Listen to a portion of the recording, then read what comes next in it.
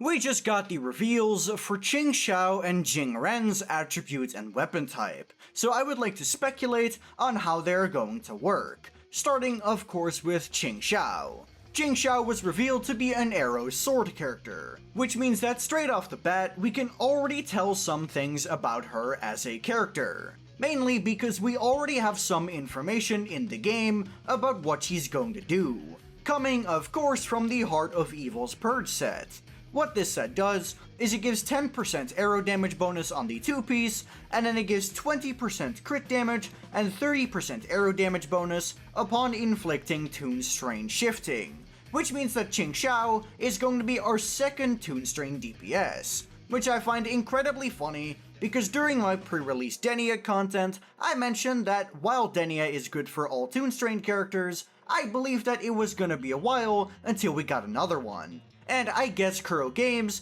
really wanted to prove me wrong here, because now Qingxiao is going to be Toon Strain as well, and Denia is going to get yet another team, while still remaining at 1 Vigor within Matrix. She is the best in slot sub DPS for Luke, the only real option when you're trying to play Imeth Fusion Burst, and then now she's gonna be good with Qingxiao as well. At least Imeth also has Toon Rupture, so you only are really competing with Luke. And I don't think that many people actually own Luke, so for most people it's mainly going to be a competition of Fusion Burst Imeth versus Qingxiao Toon Strain. And to be honest, I don't think it really needs to be a competition, because Imeth has Toon Rupture, so ultimately you're not forced into running Denia with both teams. It is gonna be a little more problematic, however, if you own Imeth, Luke, and Qingxiao. So that's going to create some challenges for a certain amount of people. So yeah, that's definitely something that I think is worth talking about. The fact that Denia is being stretched rather thin. Kuro Games tends to not like it when multiple DPSs share the same teammates, and when they do share the same teammates, usually something is done about that. Chisa is going to have 1 extra Vigor in the next Matrix cycle because there's so many teams that use her now. And the universal healers like Mornia and Shorekeeper are given 2 Vigor. So what's gonna happen to Denia here? Either she's going to get a temporary 2nd Vigor added just for Matrix, or there's going to be a new teammate for Qingxiao in the future. Or alternatively, she's going to be a liberation damage dealer, and she can use Toon Strain Lene. Think about it. Every single resonance mode has some sort of use case. For Imeth, it's about single target versus AoE. For Denia, it's about either using her with Luke or using her with Imeth. For Lucilla, it's about either using her with Sigrika, or she's going to be used with Hiyuki. So what about Lene? We had Toon Strain Lene because Luke didn't have Denia yet, but what about now? Now that Denia exists, what if Qingxiao is a liberation damage dealer, and we're going to see her be using Toon Strain Lene?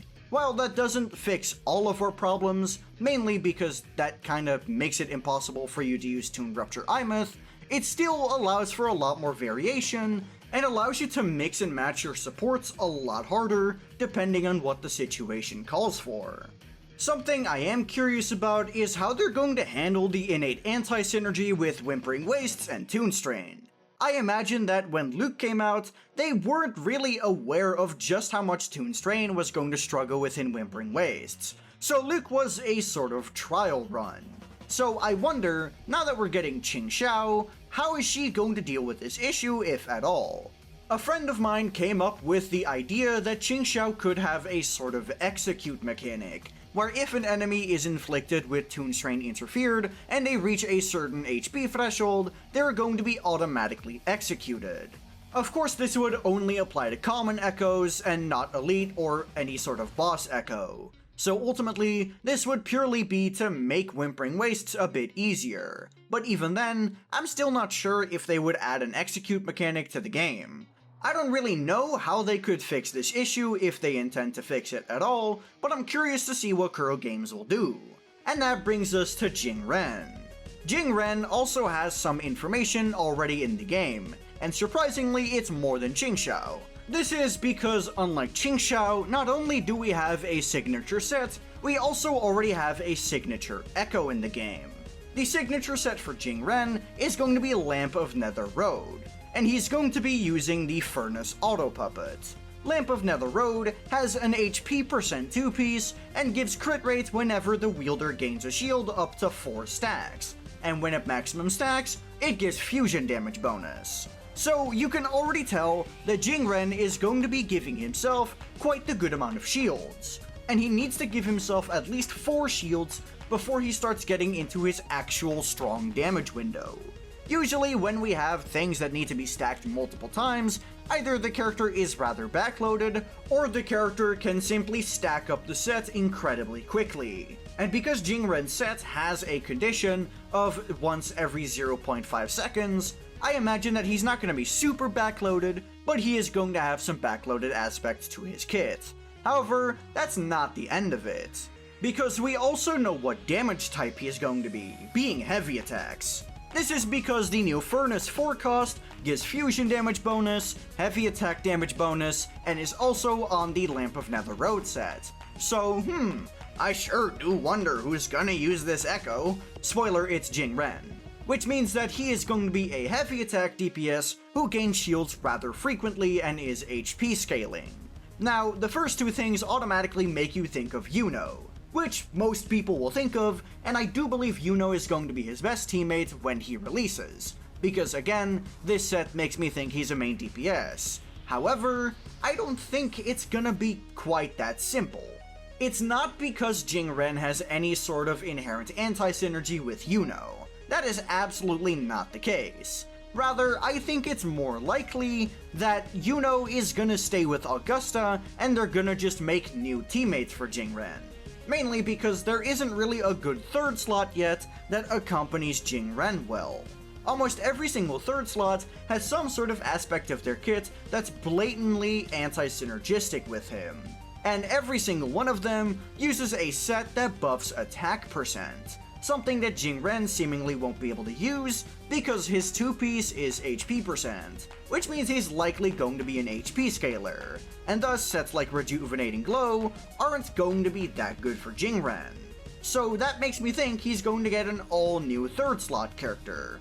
And because that third slot character is mainly going to be centered around buffing Jingran, I'm not sure how useful they're going to be for Yuno's damage. A big part of why Yuno is so strong is because her damage output is incredibly high. So maybe Yuno sticks around in this team, and maybe not.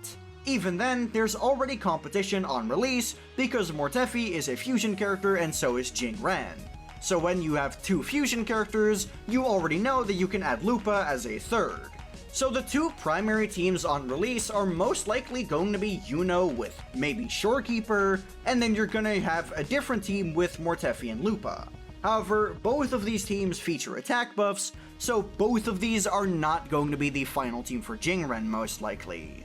I hope we're going to get our first ever third slot character completely dedicated to shielding. We already have Mornya, Shorekeeper, Chisa, Buling, Sway. All of these are healers, so I'd like to see someone who focuses more on the shielding aspect, and this would also have synergy with both Jingran and Yuno. So if they do intend to keep Yuno as the final teammate, you're most likely gonna want to see a sustain that also has shield related gimmicks. However, if they decide they're going to replace Yuno, then we might see a sustain who's focused on buffing HP. But those are just my thoughts on Qingxiao and Jingran. Let me know what you think of them down in the comments below. And while you're down there, be sure to like the video and subscribe to the channel. If you have any questions, be sure to join my Discord, which is linked down in the description below. But that'll be all from me. Peace.